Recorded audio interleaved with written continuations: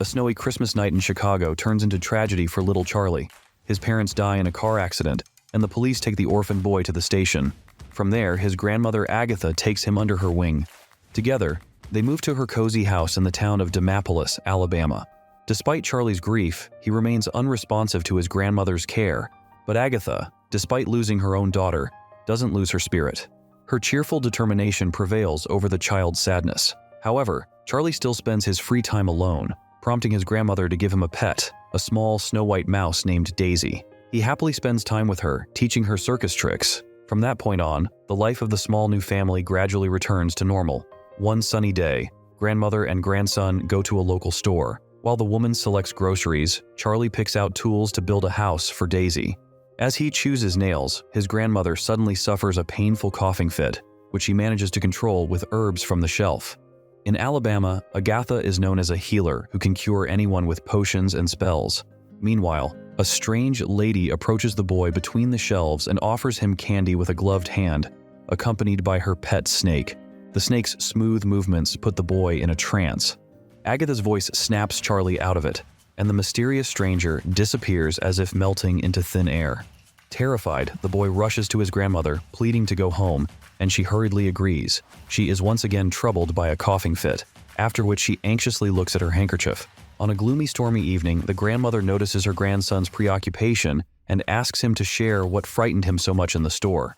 As he describes the mysterious woman, Agatha realizes that her worst fears have come true. She tells him that he encountered a witch. Charlie perceives it as a prank, but the seriousness of the old woman's demeanor convinces him otherwise. The woman shares a childhood story about her best friend named Alice Blunn. The girls lived across the street and did everything together. Until one day, Alice broke the cardinal rule for all children, not to take sweets from strangers. The girl ate a candy from the woman who smirked with a toothy grin. Ignoring the danger, Agatha saw her friend alive in the evening, but the irreversible happened only the next morning. Under the influence of magic, Alice turned into a chicken. Unable to convince adults of what she saw, Agatha could only visit her friend in the chicken coop. These memories make the elderly woman shudder, and she suddenly realizes that danger is approaching. Opening a secret room with tinctures and potions, the old woman performs a ritual with stones and decides that they need to flee from Demopolis. She wants to find shelter in a hotel for affluent guests, where her cousin Eston has worked as a chef for 30 years. The next morning, packing their things and bringing Daisy, the family sets out on the journey. On the way, Grandma tells Charlie that witches exist in every town and every country, and they all obey the Supreme Witch. Their car pulls up to the driveway of a luxurious hotel where the Swiss bellman unloads the belongings of the new guests, wishing them a splendid time. Checking into room 766, Grandma and Charlie head to their room, bypassing the friendly administrator, Mr. Stringer. And as soon as the elevator door closes behind them, a group of women with strange makeup at the corners of their mouths enters through the main entrance of the hotel. Mr. Stringer showers the guests with gratitude, but his enthusiasm fades when a black cat appears on the shoulder of the procession's leader, which is strictly prohibited by the hotel rules. The woman then asks the administrator to imagine hypothetically that the hotel is full of mice, requiring the intervention of an exterminator. Unaware of the presence of villains, Agatha and Charlie relax in their room, talking before bedtime about the signs of witches. The woman describes that witches have corners of their mouths that extend all the way to their ears. Instead of fingers, they have claws on their hands, so witches always wear gloves, and their feet look as if their toes were chopped off with an axe. Additionally, all witches are bald, which forces them to wear wigs and suffer from the itching caused by them. Finally, a witch's nostrils become huge when they need to sniff a child, whose scent is repugnant to them. Despite painting these frightening pictures, Grandma and Charlie fall asleep peacefully, feeling safe. They are unaware that a faithful servant of his powerful mistress is already watching them, having returned from reconnaissance in room 666. The next morning on the Mexican Gulf promises to be a beautiful day. Waking up earlier than Grandma, Charlie orders breakfast. However, as the old woman starts coughing again and claims to feel unwell, she remains in the room, giving her grandson the freedom to have adventures with Daisy. Charlie explores the hotel to find a secluded place for Daisy's training and stumbles upon the banquet hall where the members of the Children's Rights Protection Society are gathering for a conference.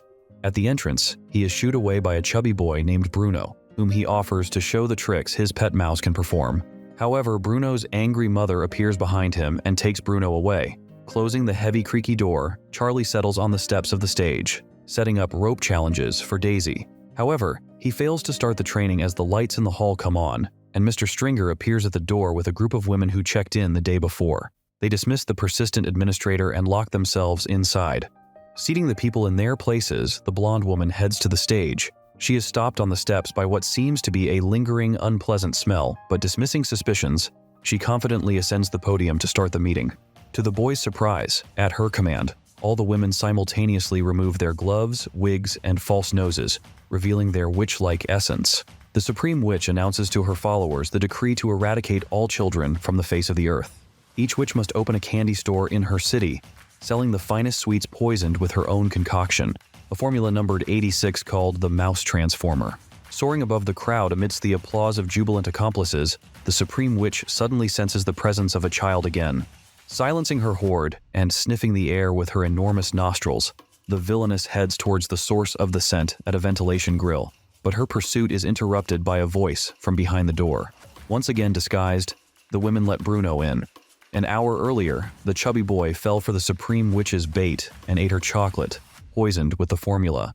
Now, appearing for the encore, the greedy little boy in front of the audience turns into a tiny mouse that the clumsy witches immediately try to crush. Charlie, observing all this from the ventilation duct, is bewildered and doesn't know what to do.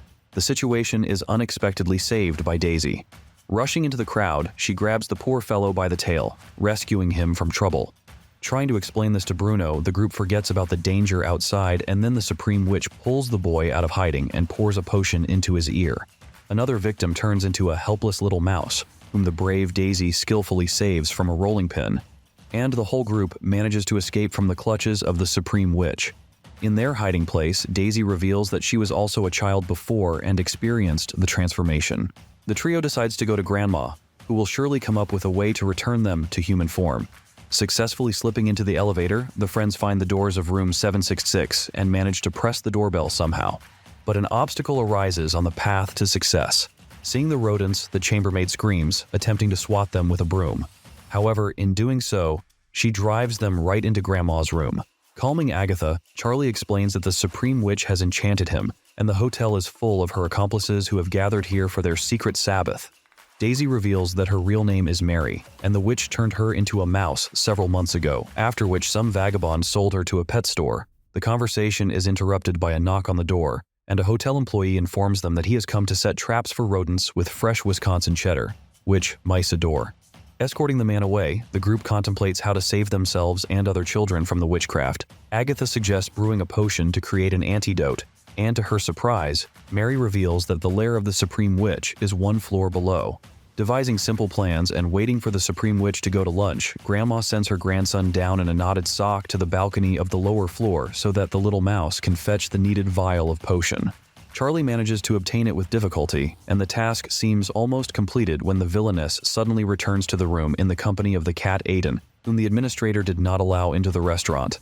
Waiting for the witch to be distracted by her injured hands, the little mouse slips out of the room and jumps into the sock with the vial, but still doesn't manage to hide.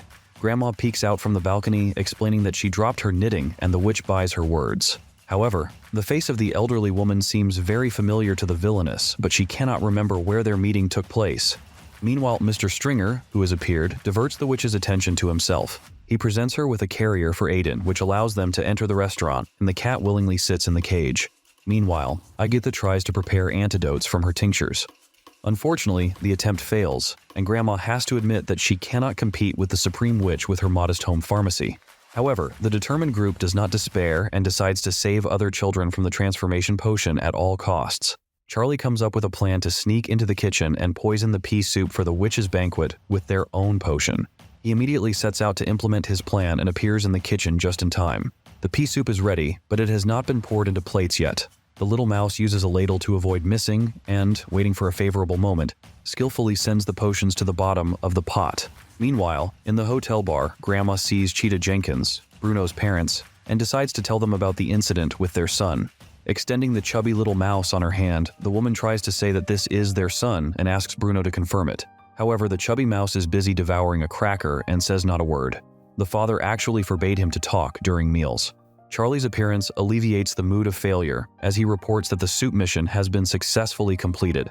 The group sits at the entrance tables to watch the events unfold. Suddenly, the Supreme Witch notices Grandma and, setting aside her spoon, heads towards her.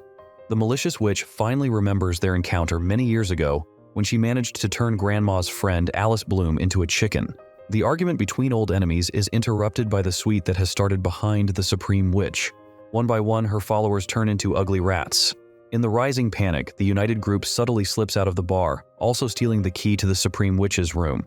Sneaking into the villainess's lair, Grandma starts gathering vials of potion, but one of them slips from her hands. The trio of mice dashes under the bed after the vial, making sure nothing is left for the execution of the witch's dreadful plan. At that moment, the witch silently appears in the doorway, unlocking it with a duplicate key. Sneaking up unnoticed, the villainess catches Grandma off guard, threatening her with retaliation and extending her hooked hands menacingly. The witch is confident in her power since she didn't eat the soup, and the transformation is not a threat to her. However, the mice hiding under the bed have devised an attack plan, moving mouse traps closer to the witch's clawed paws to launch a vial of potion into her toothy mouth, while she writhes in pain. Just moments before the witch's claws reach Grandma, the mouse squad puts the plan into action.